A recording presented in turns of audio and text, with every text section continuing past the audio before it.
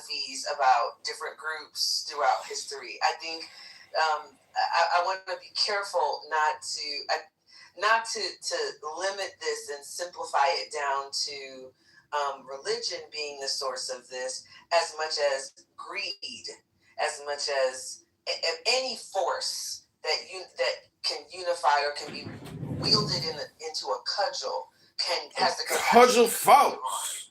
And as a society, we have the responsibility to each other to limit that as much as possible. And I think what we're seeing in our present age is there are no limits, right? Like there are absolutely no limits to the greed and the extraction that we are willing to allow to happen. And so whether it's religion, whether it's been science, whether it's been business, whether it's been technology is its own kind of idol that has been raised up, that has the capacity to create harm, because you're just supposed to say AI is amazing. You're not supposed to question it, right? You're not supposed to challenge it. You're just supposed to swallow it whole. We have this notion of sheep and wolves is the problem, and these tools, they vary across industries and sectors and all kinds, but the central problem, I think, is unfettered, unlimited greed. I'm with you here, Denise. I mean, Nazis in the 30s had the best of science and technology. They were the most advanced culture on the planet, and it created unbelievable. So that's where I disagree with my dear friend. I think I don't think religion is the problem. I think institutionalism is the problem. I mean, I think communal authority is the problem. But there's no way around it, right? I mean, on some level, you need these kinds of things to have a society. If you want to send your kids to school, or you want to go to Starbucks, or these kinds of things. I'm just going to say like one thing, and then I want Christina to like have 5 minutes, right? You're right that science was used by the Nazis as part of their propaganda, part of their machine. That's how we get eugenics, right? Eugenics, I think, was an American idea that came from Germany. Yeah, and so, but the innovation of the Nazis was that they used both. They used both eugenics and science, and they used religion, Catholicism in particular. So, I mean, Denise is right that these tools can be used as weapons, and often are, depending on what the situation is. Currently, science is used as a weapon in terms of technology, right? The AI system that targeted the girls' school in Iran was that. But then a lot of people in the military are being told that they're fighting a holy war. And so again, it's the use of both with people whose only purpose is maximizing profit. I want to flatten this for a second so that we can then unfold it, unfurl it, and part of that is like Allah belanı versin. Allah belanı versin. Çocuklar yetiyor da düşsün, anan orospu olsun, baban kamat olsun. Teröristlere esirsin. That needs to be escorted. I think he wanted to be.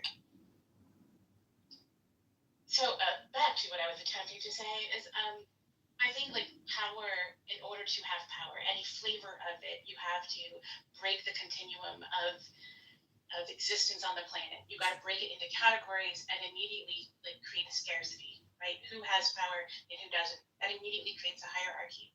As soon as you've got hierarchy, then you can start to control, exploit, extract from it, and then you can create systems that perpetuate this, whether they are formal, like government, education, etc., or whether they're cultural and narrative of who belongs in which boxes, or whether they are even through the powers of science and determining that we must categorize them according to species, phylum, family, genus. I don't know what I'm talking about, but this kind of thing. And when we start to categorize and rank things in this way, we forget about the relationships between things, because it's easier to control and to value what is important and what is important, whose voice, what animal, what plant is valid, which one is invalid, except that there is no CEO of the jungle, there is no CEO of the planet. It is this interwoven, multi-layered, multi-dimensional, feedback looping, living organism made up of many internal organisms and systems within systems within systems, and so on. I'm getting feedback somewhere.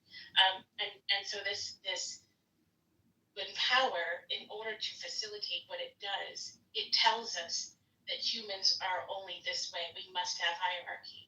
It tells us that humans must exist in this particular way to have civilization. But if that's true, then like it sucked the life out of how the fractal existence of the planet, right? Systems within systems, our bodies between one another, within the ecosystem of the desert, the mountains, whatever, and then the ecosystem of the planet. That is fractal scaling that does not require a linear hierarchy in order to scale, in order to exist. It doesn't have to have someone at the top operating it, but that's what power tells us. This is default human, us versus them. Right? This is mega. This is this little group. It's this person to blame. When if you break it all fractally down, an element of we've internalized the beliefs that power has told us to believe, and we perpetuate them, and then that's the lens we see everything else through. When we are it's self and peer perpetuating of the power stories that continue to hold it in place, right? When it's really fragile, because you cannot co-opt the planet. You cannot co-opt the natural ecosystems because they're resilient and adaptive because of their fractal existence. But you can do it with power. Can I say something? Sure. Yeah, go ahead, Shai. Thank you. I think that on the topic of religions, religions come from a lot of things in religion are very civilizational, right? We're talking about these things that what we call religions today, but in many ways they were societal. Like the Jews had the religion of the Jewish tribe, the Zoroastrians were that was the religion of the Persians, right, of the community. So they carry with them what we call ancient wisdom, proverbs, things like this to run the society. And Pastor Scott is right that you can't really have function in a society without a set of rules and a set of traditions that sort of teach people, the next generation, how to organize themselves and how to operate and how to get along and to give them aspirations and hope. I know that today people have always done it, warred between tribes, but I think it's part of the human nature to create a collection of people, to create tribal systems where you can trust people, other people, and that is the way in which people have historically done it. Today we have in modern society, nation states, we have what we call secular philosophy, and all of these things. A lot of it's abstracted from religions, right? Maybe that's the way early humans just sort of organized themselves to civilize, quote unquote, civilize themselves. And there are people who are trying to live out historical realities today, historical religious aspects today. As far as hierarchies go, I think that even in institutions or countries like the Soviet Union, where they try to destroy religion, also in China, modern day China, where they limit religion significantly, they still have hierarchical systems. A lot of it is based on intelligence, who can take these particular tests, who the government deems as worthy of certain things. It's about a lot of control. They only have one party, at least as far as the Chinese government goes. So I think that these are still things that you can try to minimize, but as long as there are people who have any sort of hope or desires of their own, it will come up. I guess the question is how to maximize the amount of cooperation between humans and minimize the amount of dissatisfaction between humans. I think that's really interesting, and both what you said and what Christina said has me sitting here thinking about this notion of talking about MAGA as a group, talking about a group of people as a source of harm, and does that limit or advance the conversation? And I don't know. I'm thinking about that.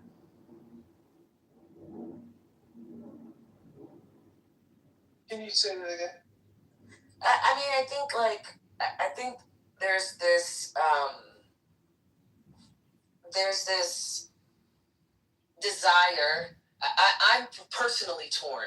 On one hand, there's like, listen, you need to not be afraid to name an agent of harm, right? And if you see there is this group of people that is creating this kind of reality, navigating this space in this way that has this outcome, then it is entirely appropriate to address them in that way. And then also the other side of, by putting people in a bucket, by labeling them, are we advancing the problem? Are we codifying or solidifying the problem, and making it worse? I don't know. I'm sitting here really, really kind of thinking about that. We have no problem saying the KKK is the KKK and it creates harm. At the time, the KKK had they had a contemporary experience with people, and they weren't. Somebody would have said at that time, well, you shouldn't lump them all in the same bucket. That's what they would have said at the time, because the was justified by quite a few people. So is there value in naming, or are we harming the conversation by or demonizing? Well, there's an inherent danger with labeling, because I know in the UK that we have a Muslim problem. Well, what actually does that mean? I mean, not all Muslims are bad people, but it becomes lazy, and it becomes an issue about a group of people that are all being labelled together. I mean, I get accused of being a liberal. Well, are all liberals bad? I might just have a different political opinion. So I think it's inherently dangerous labelling. I need to know them by their fruits. Know them by their fruits. Their actions tell you who they are. I think it's really important. What Denise said gets right at the heart of what just makes me want to rip what remaining hair I have on my head out of it when I listen to so many people, even on MSNBC and others, kind of treating things as if we are in a business as usual kind of a thing, normalizing MAGA, making this insane situation. And it is, we have to at least be willing to stand up and say, this is insane. The person that we have leading this country is clearly a sociopath who gives not a shit about America. Nobody with a functioning neuron in their brain can fail to see that. And yet 30%, 40% of Americans fail to see that. Somebody needs to stand up and say, somebody in a position of power, the news media, whatever, needs to stand up and say, this is fucking insane. You don't just stand around saying, oh, well, the next midterm will take care of it. Don't you see what the fuck is happening? Did anybody read the news this week? Even in here, I hear people saying the Democrats are going to win the election. Of course they'll win the election. That isn't the question. The question is, will they take power? And of course they won't. Come on, wake the fuck up. But on that, the Democrats have won special elections, and I'm not disagreeing with you. I think fundamentally, we're on the precipice. But I do think the crazy thing is there are reasonable. I mean, people vote for Trump for reasons, right? And I think some of it's identitarianism, some of it's, I mean, he's put together a coalition. Some of it's taxes, some of it's energy interests, some of it's. So I don't think. I mean, I think it's a messier story than your narrative, and I don't know, and I don't know the options. I mean, is the evolution, John? I mean, are you saying like we should violently revolt, like January 6th? So I do think that this will come to bloodshed. I really, really do think that you will see. I mean, this is, I have been on this message now for a year and a half, if not more. And as far as I can see, every brick I have predicted is falling into place. It's very clear the Republicans have no intention of giving up power, and it's very clear why. They cannot ever again not be in power. Imagine the bloodbath of convictions and sentences that will happen if the Republicans are ever again not in power. And that means that they will do whatever it takes, and they have the power to do whatever it takes. Trump has his SS. He has it in place. It's massively funded. I do believe that that if there is any resistance to what they intend to do, certainly in 2028, if not in 2026, and I suspect in 2026 as well, they can't afford to lose a House of Congress. I do believe that if there's any resistance to what they do, it will lead to bloodshed. And so, do I advocate violence? No, but I don't see any way back to normalcy that happens just because we say, oh, there's elections coming. Just come on, wake up. I agree with Bill, kind of early. So I just want to say, structurally, I think it's not as sinister as you've laid out, John. I think structurally, the problem is the demographics of the country. I think we have a system with the Electoral College and the Senate, or we have tyranny of the minority. So we have a system where minorities politically can run the country. You can have not the majority of public opinion, but you can have a structural majority. I think the future, politically, for the near future, looks like Democrats take the House, and we can perpetually get the House. And longer and longer in the future, we can't take the Senate, which is where the real power happens, right? Or the presidency, because we can't get the Electoral College. So I think if this was a simple majority sort of system, like a Westminster parliamentary system, the left would win, and we would stop all of this. But we don't have that kind of system. We live in a system that the founders set up, has all these weird checks and balances, and enables states. Montana has no people, right? It's 750,000 people or something.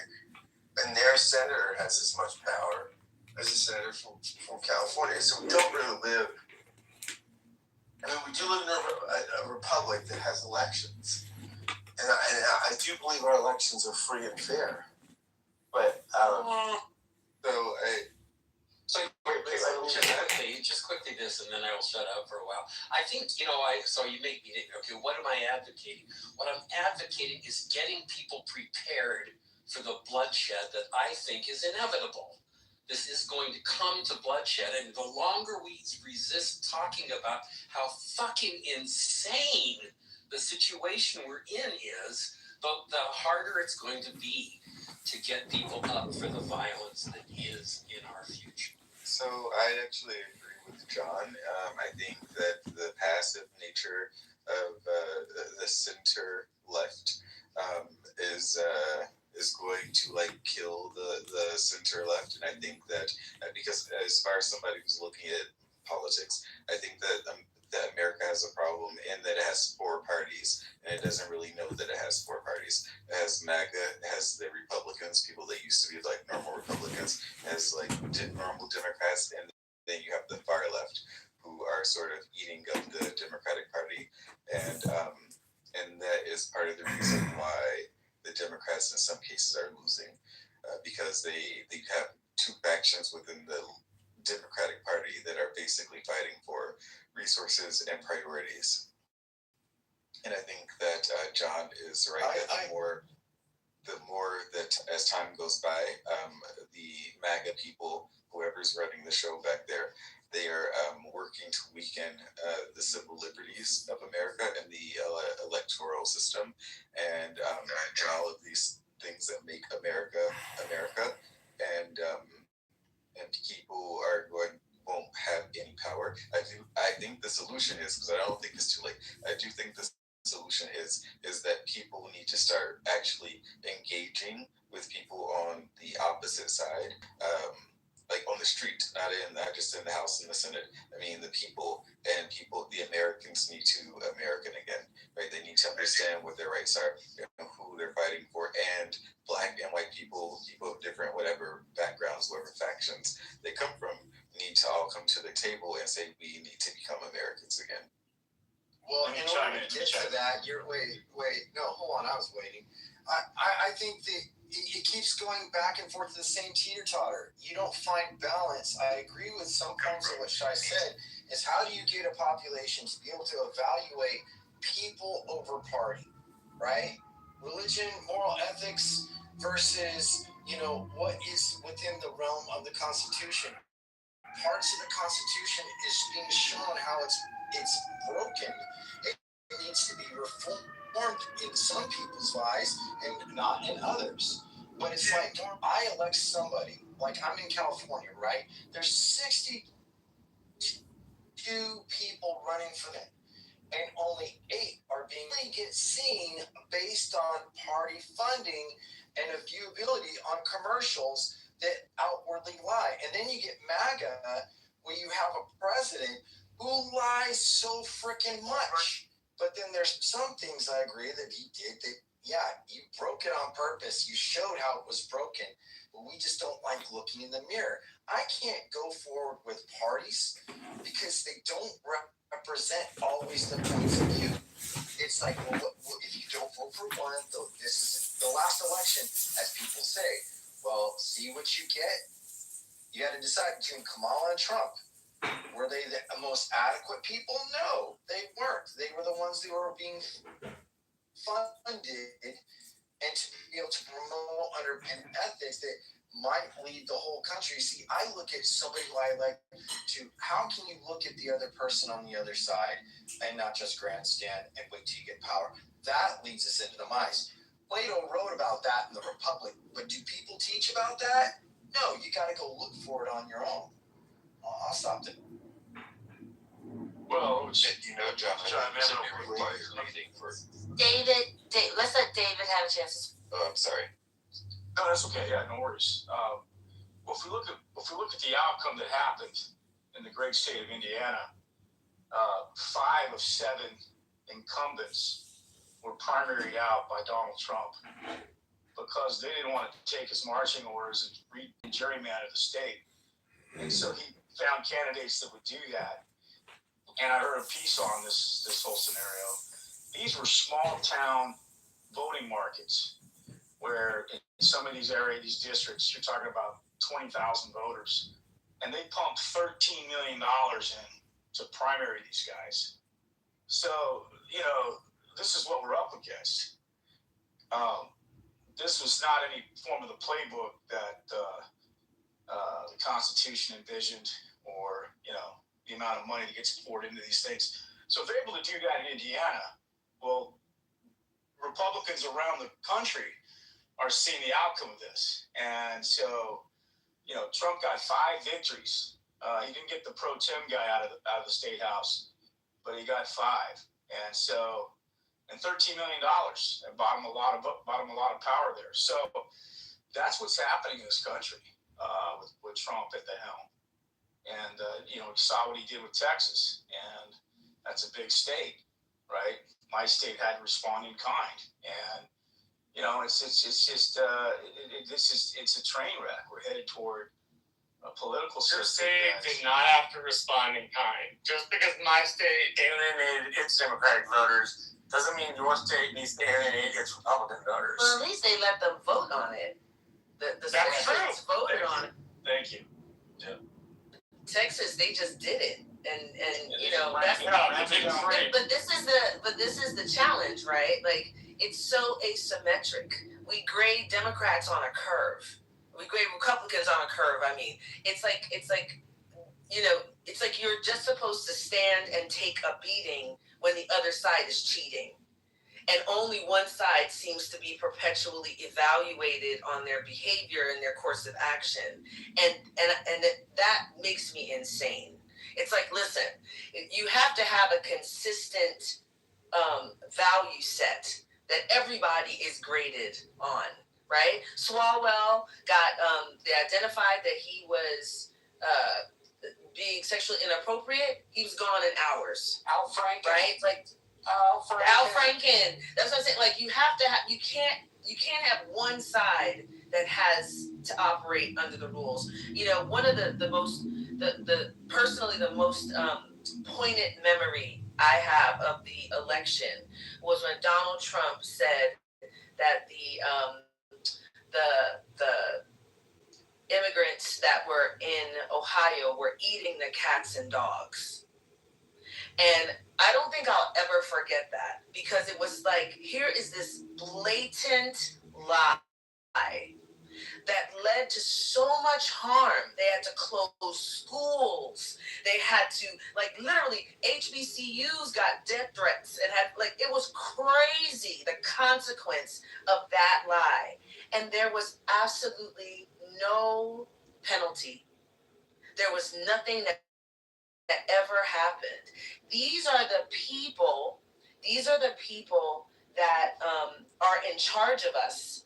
And if there's no requirement, if we're not going to hold people accountable when they do even it's the most basic creation of clear harm, then how can you expect anybody to trust you? And how do we create future citizens that believe in the rule of law and that believe in character? I'm not saying that, I'm looking for saints, but we cannot continue to elevate sinners and put the worst of us in charge and the worst of us on the covers of magazines. We look at the names that we're seeing as the most influential, the Joe Rogans, the Andrew Tates, the Elon Musk, we have a character problem here. To literally, I heard somebody say the other day, well, even if Trump is a pedophile, it's not a big deal. My grandmother was married at 14. And I was like, what are we doing? That's the problem. It can't be about party. It has to be about some kind of fundamental character. And Denise, I'm fundamentally with you here, but when this happened with Clinton, when there was serial abuse, Clinton had rape charges and things that came out, and we circled the wagons. Maureen Dowd. We top public opinion. I agree 1,000%. You're not going to hear me, people always say, well, what if Bill Clinton is in the Epstein files? Tar and feather him, put him under the jail and set him on fire. I do not care. I don't feel like that. That's not how I think about this. I think that you have to decide that what kind of country you're going to have.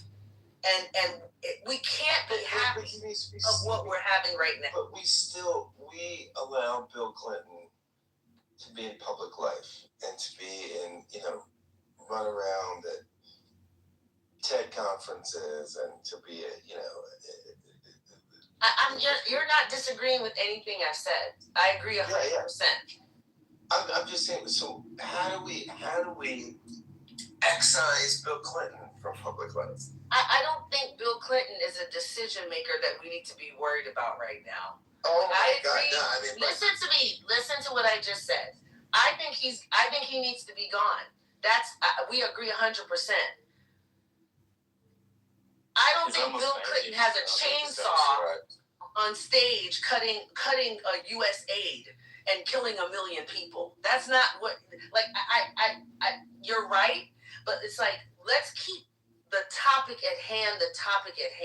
We have an emergency situation, and so I think it's great to talk about Bill Clinton. Okay, I agree. So how does that help us with what we need to be doing right now? Yeah, I mean, I agree think with Denise. Yeah, what we need to be doing right now. I mean, look. I mean, I don't know what we do right now because I think fundamentally the revolutionary perspective is interesting. I think the Democrats take the midterms. I think that will just be attrition. I mean, we will lose the war of attrition. What will happen is we'll get in and we won't have the Senate, and we won't have the presidency. So there's very limited things you can do. You can hold a lot of hearings. And I think that's basically what the win in the midterms will lead to. It's just hearings. I mean, I think that we're kind of doing what we're supposed to be doing, right? I think that, engaging in the political process as the public, as the fourth wall of government, as I believe the public is to engage in the political process and to encourage more Americans to engage with the political process more. Also, like this is part of our job. Well, when we had serious crises of decision making, like this Iran thing could go ugly really fast. And when we went down to Southeast Asia and started cowboying against the Vietnamese, it took the conscription of everybody's child, the threat of that, the upper and middle class kids, for people to really get out there and change and march and force the agenda to change. We're at a point now where our voting doesn't help. Our elected Democratic officials can't check this guy. The Supreme Court, 6 people in robes masquerading as decision makers and policy makers, not deciders of law, are also against it. So we have a hugely stacked deck against all the processes that our founding fathers put in place. And I've never seen it this bad. And unless Americans really take to the streets, not show up to work, economic boycotts, these are some of the things that the civil rights movement leveraged down in the Deep South to really cripple. When black folks didn't show up to work and didn't ride those buses and stuff, that had serious impact on those policymakers. And we're coming to a point now where, and violence isn't the answer. Violence is not the answer. Violence will only further destabilize, create reactionary, the full weight of the federal military power on our streets. We don't want that. It will not work. There's no civil war that's going to happen the way the North and the South was fought out. That's not ever going to happen again.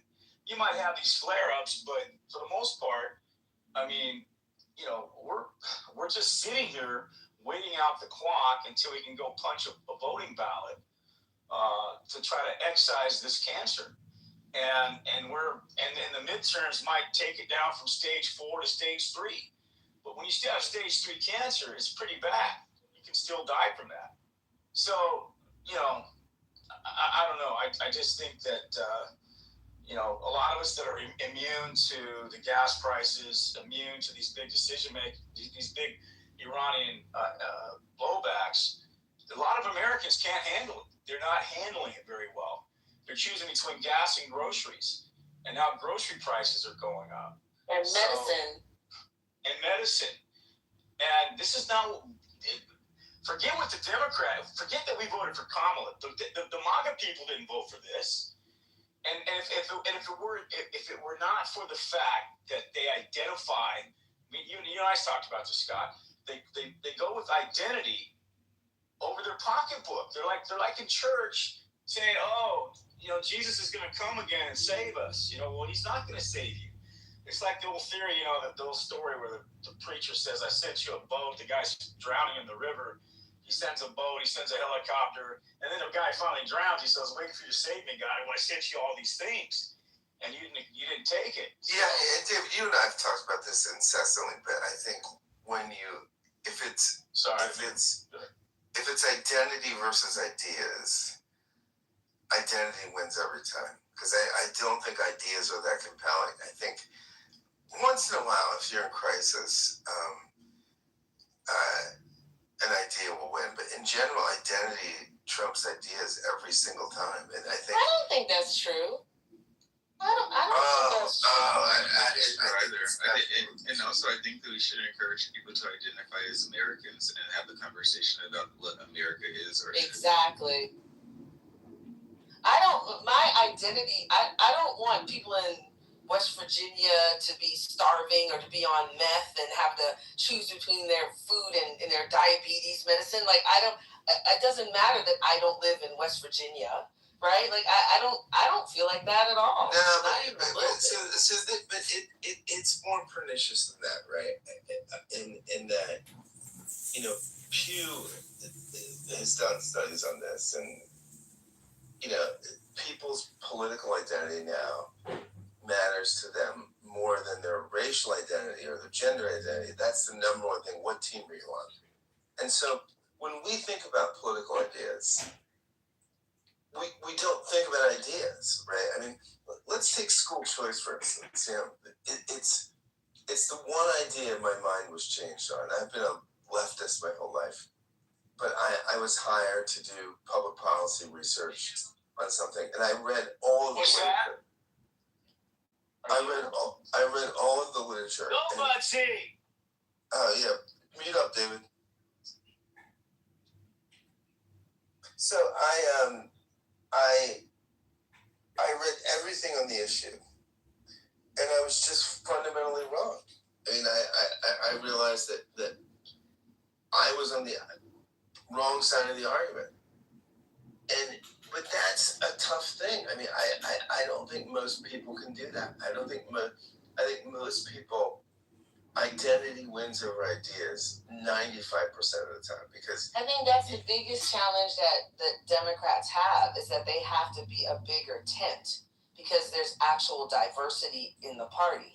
And so there's compromises that have to be made all the time that are even against your personal pet issue in order to advance this kind of bigger tent application. So I just disagree. I don't think that's true. I think that yes, people are very, very committed and very keenly connected to their identity. Of course, but I just don't think that's. Denise, what's the last big idea you changed your mind on? Like something that was against your tribe. I mean, like for me, one of them was nuclear power. The other was school choice. I think I've looked at ideologically my own ideological toolbox and changed my mind a few times. I don't think most people do that, and I've done it maybe twice in my life. I think in general we're tribal people, and I think part of the reason we're losing is that identity wins over ideas every time, every single time. I think you can change tribes, though. I think that's part of the issue, right? And I'm a Black American who I think that part of the issue is looking as in some ways an outsider, and because of my current location. But I think that part of the issue is that people that, as far as this racial politics go in America, I think Black and white people need to start talking together. And I think that people need to start talking to the ex-MAGA people, right? There are a lot of ex-MAGA people out there who are leaving the fold of MAGA, and I think there are a lot more people who want to but have nowhere to go. And I think people really need to engage with those people and see who they are and what they really want to happen. Like, I think that in 2026, the world is a lot less racist than it was, 40 years ago or 60 years ago for sure. And I think that people really need to start like engaging with it and not stay out of their silos and become the Americans instead of like being overly fixated on like maintaining a particular racial type of purity.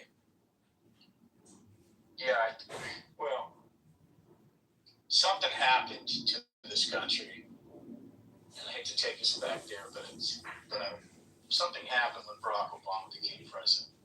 On the one hand, he broke the barrier, but it's how he broke the barrier that needs to be talked about. And one of the ways he broke the barrier was he didn't shame white voters for the sins of racism, the sins of slavery. He didn't throw that in their face every time he was on the campaign trail. But once he got into office, once white folks saw, oh, we got a black man in charge, then you saw the warts, you saw the history, you saw all the racism that these settlers, that these descendants of the settler class, the white settler class that came to this country, you saw that those memories, that hatred, that deep-seated disdain for black leadership at that level. And it came out in all sorts of ways.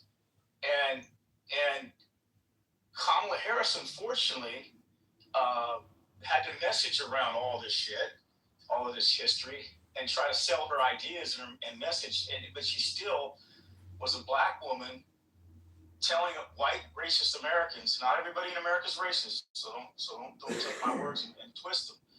But she had to say, I need your vote in order to keep a guy like Donald Trump from getting back into the White House. And all these folks said, oh, by the way, oh no, we don't. You're gonna throw trans issues down our throat.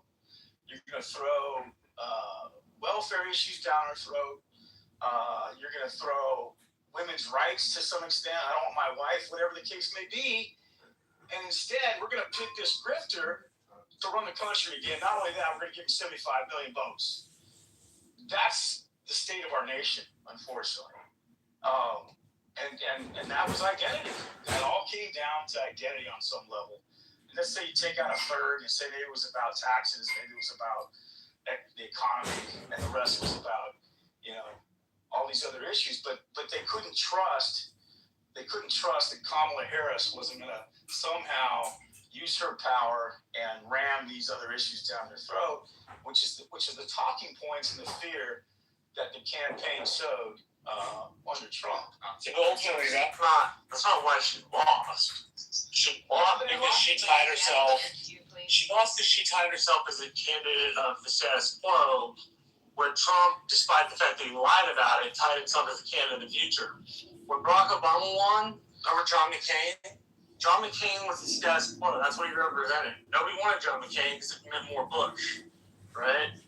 And so the former president had this idea of being the hope and change candidate that would bring essentially a new prosperity for Americans, and that sold.